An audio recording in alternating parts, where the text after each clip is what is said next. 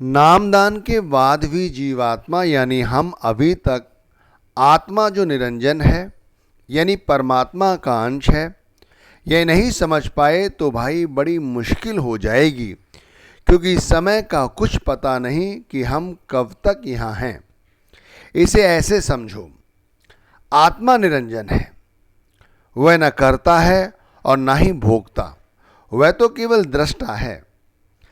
जब यह ज्ञान हो जाता है कि मैं तो केवल आत्मा हूं और कुछ नहीं, फिर मन विषयों का चिंतन तो करता है। शरीर उन विषयों को भोगना भी चाहता है, क्योंकि हर भोग हर विषय क्षण की ही सही यानी थोड़ी देर को ही सही पर सुख तो देते ही हैं। लेकिन यदि आत्मा ज्ञानी हो जाती है, सत्य को जान चुकी है, तो वह इन विषयों को से दूर रहती है और मन कुछ नहीं कर पाता। यदि हमारा मन नाना प्रकार की कल्पनाएं करता रहता है, हानि लाभ का चिंतन करता है, शुभ तथा अशुभ के विषय में सोचता है, शरीर और परिवार का चिंतन करता रहता है, और हमें नाम दान मिल चुका है फिर भी हमें माया में संसार प्यारा लगता है, तो भाई अभी हमें आत्मज्ञान नहीं हुआ है। यही परम सत्य है, ये समझ लीजिए। मन ही शरीर के माध्यम से विषयों में आसक्त रहता है। मन ही, समझिए, मन ही शरीर के माध्यम से मन अपनी चाल चलता है। वैसे मन कुछ ताकत नहीं रखता, निर्जीव समझिए उसको, लेकिन मन ही शरीर के माध्यम से विषयों में आसक्त रहता है, इसीलिए विषयों का चिंतन करता रहता है, और जब विषयों को भोगता है तो सुख महसूस करता है। अब उन्हीं विषयों से जब रोगग्रस्त होता है तब दुखी होता है। इसे ऐसे समझो, जब मन के अधीन होकर कर्म करते हैं तब सुखी रहते हैं, यानी सब कुछ मन के मुताबिक होने पर खुशियां मनाते हैं, और जब मन के विपरीत परिणाम आता है तब दुखी होकर दूसरों को दोष देते हैं। लेकिन मन कुछ नहीं है, शरीर की ताकत मिलने से मन ताकतवर हो जाता है। नामदान के बाद एक आत्मज्ञानी को आत्मा की सोझी कुछ इस प्रकार हो जाती है।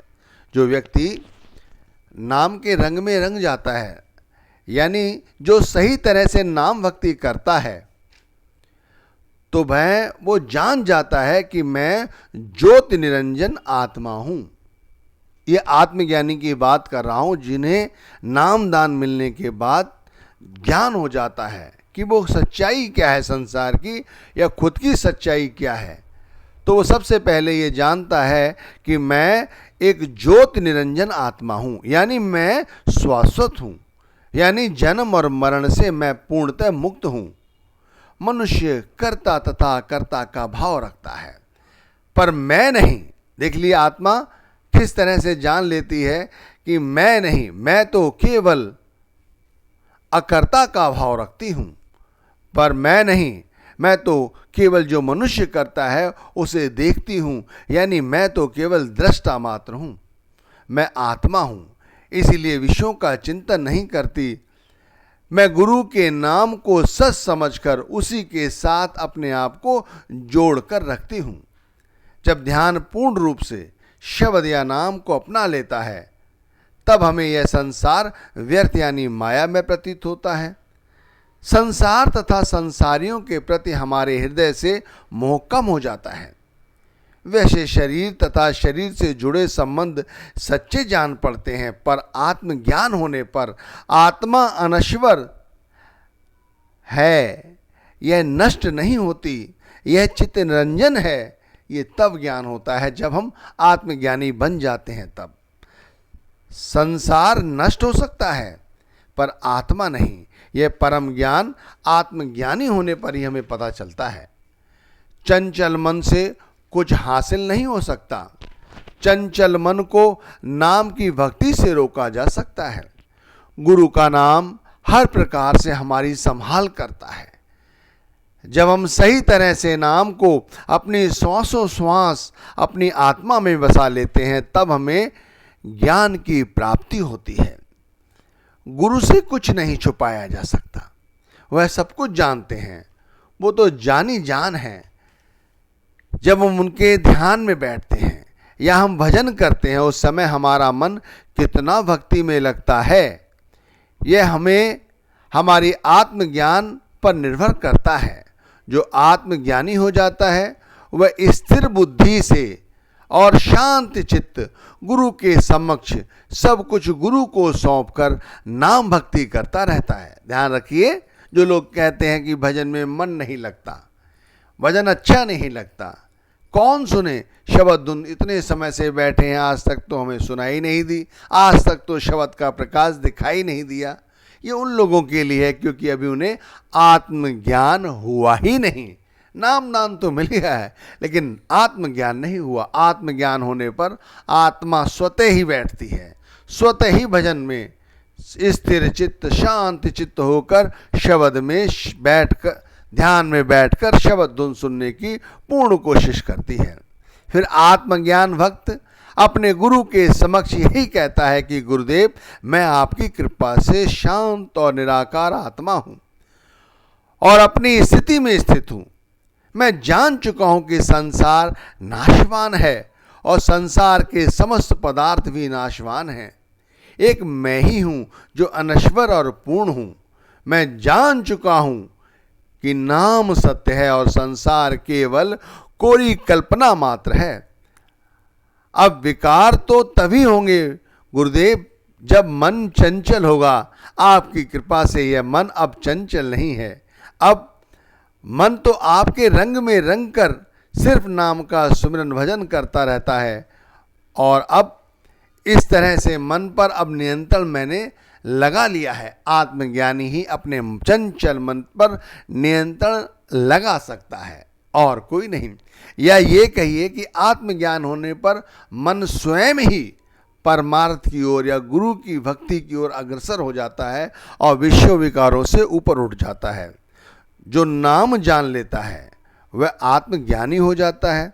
वह केवल आत्मा के विषय में और नाम के चिंतन की सुध लेता है। वह जान जाता है कि संसार नाशवान है, इसलिए आत्मा रूपी संसार सागर से अपने चित्त को जोड़ता है। भाई, एक बात तो हम सभी जानते हैं कि सृष्टि का क्रम बनना और बिगड़ना मात्र है, लेकिन आत्मा अक्षुण्ण है। न इसका निर्माण होता है, न ही आत्मा का नाश होता है। संसार में जो कुछ हो रहा है वह स्वयं अपने आप हो रहा है। यदि हम सोचते हैं जो हो रहा है वो हम कर रहे हैं तो अभी हम सत्य से कोसों दूर हैं। ध्यान रखिए, आत्मा को इससे कुछ लेना देना नहीं। वह तो निरंजन है, निरपेक्ष है, तटस्थ है, केवल दृष्टा मात्र है। लेकिन इस रहस्य को केवल और केवल आत्मज्ञानी ही जानता है, सभी नहीं। नामदान तो करोड़ों व्यक्तियों को मिला है, पर यह परम ज्ञान तो केवल उनको होता है जो गुरु के सेवक है, सबको नहीं। क्योंकि भाई खुद से विचार करो, संसार का जितना समय हम देते हैं, जितना हम संसार के पदार्थों को सत्य समझकर उन्हीं में जुड़े रहते हैं, क्या जितना समय हमें 24 घंटे मिलता है क्या उसका 10% भी हम अपने गुरु को देते हैं, नाम भक्ति को देते हैं? भाई हम क्यों गुरु भक्ति को ये समय नहीं देते? तो खुद से विचार करो, क्योंकि अभी आत्मा की जो हमारी भूख है वो नहीं बढ़ी भक्ति की। जैसे जैसे आत्मा की भूख भक्ति की बढ़ेगी और आत्मा को खुराक दोगे सुमरन भजन की, तो यह गुरु भक्ति करने लग जाएगी। आत्म निरंजन यानी ज्योति निरंजन आत्मा, शरीर तथा आत्मज्ञान होने पर जो समाधि लगती है वह श्रेष्ठ है। उस समाधि को भजन भी कहते हैं। इस भजन की प्रक्रिया में शरीर सबसे बड़ा सहायक है।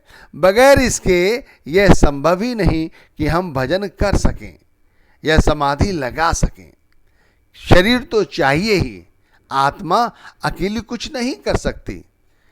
ये तत्व ज्ञान है, इसे समझो। यदि हम चाहें कि हमारी आत्मा भजन कर ले, हमारी आत्मा एक समाधि में बैठ जाए, और हमारा शरीर ना हो, तो ये संभव नहीं। शरीर तो चाहिए ही, तभी हम समाधि लगा सकते हैं, हम तभी भजन कर सकते हैं। इसीलिए तो कहा है कि इसी जन्म में हमें अपना काम बनाना है। पता नहीं इसके बाद हमें किस योनि में क्या जन्म मिले, तो फिर क्या हम इस तरह से भजन कर सकते हैं? तो इसीलिए कहा है कि इस अवसर का हमें पूर्ण रूप से लाभ उठाना चाहिए, जब हमें ये नर्तन भी मिल गया है, शरीर भी है, पूरे वक़्त के गुरु भी मिल गए हैं, नाम भी मिल गया है, और हमारी आत्मा जो ज्योत निरंजन है, जिसका हमें ज्ञान हो चुका है, तो क्यों नहीं हम गुरु भक्ति अब करने लग जाते हैं? क्यों नहीं हम भजन में, समाधि में बैठते हैं? आत्मज्ञान होने पर शरीर तथा संसार और नाम यानी गुरु तथा आत्मा सब कुछ भूलकर केवल एक शून्य समाधि में सिर्फ और सिर्फ बैठना होता है, और फिर स्वयं ही हमें परमात्मा, हमारी ज्योत निरंजन रूपी आत्मा को शब्द धुन सुनाई देने लग जाता है, शब्द का प्रकाश दिखाई देने लग जाता है। आत्मा इसी ओर अपने आप पीछे पीछे चल पड़ती है और उस लोक तक पहुंच जाती है जिसे सतलोक कहते हैं, जिसे सचखंड कहते हैं। और यह अभ्यास कैसे करती है, इसे फिर से समझो।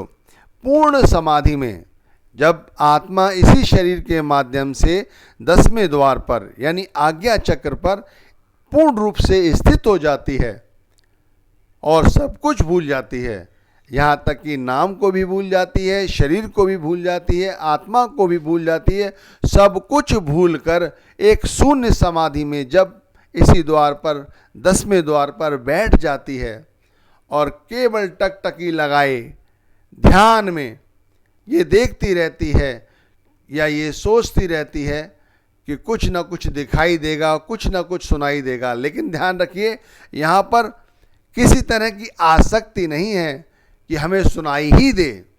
जैसे हम संसार के प्रति आसक्ति रखते हैं, ऐसी आसक्ति नहीं, केवल अपनी इच्छा लिए बैठे हैं, एक हुक्म माने बैठे हैं। गुरु का हुक्म है कि इस तरह बैठ जाओ और वहाँ पर सब कुछ भूल जाओ, तो अपने आप ही हमें उस लोक से कुछ सुनाई देता है, कुछ दिखाई देता है। फिर आत्मा जो है इसी शरीर से उस ओर आगे बढ़ जाती है और कहते हैं उस लोक तक पहुंच जाती है, जीते जी उस लोक तक पहुंच जाती है जहां, जिस लोक को सतलोक कहते हैं, सचखंड कहते हैं।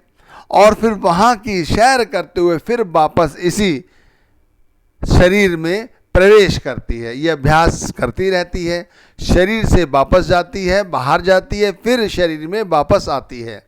और यही प्रक्रिया जीते जी मरने की बताई गई है। और जो ये जान जाता है वो आत्मज्ञानी होता है। हर व्यक्ति आत्मज्ञानी नहीं हो सकता है कि नाम दान मिल गया तो हर व्यक्ति अब आत्मज्ञानी हो जाएगा या हो चुका है, नहीं। नाम मिल गया है तो गुरु की इच्छा से नाम उन्हें दे दिया गया है, नाम मिल गया है। लेकिन यदि हम आगे नहीं बढ़े, केवल शरीर को ही सच समझते रहे, आत्मा को हमने महत्व नहीं दिया, तो कुछ नहीं बनेगा। तो भाई आत्मनिरंजन किस तरह सतलोक की सैर करके शरीर में प्रवेश करती है, तो यही परम सत्य है कि इसी तरह पूर्ण समाधि की अवस्था में बैठकर जब हमारी आत्मा 9 द्वारों से ऊपर उठकर पूर्ण रूप से ध्यान में बैठी हुई होती है, तो हमारे शरीर के किसी भी हिस्से से कोई भी प्रकाश उस लोक से आ सकता है, आता है। उसी लोक से कोई आवाज़, जिसे शब्द धुन कहते हैं, वो आती है।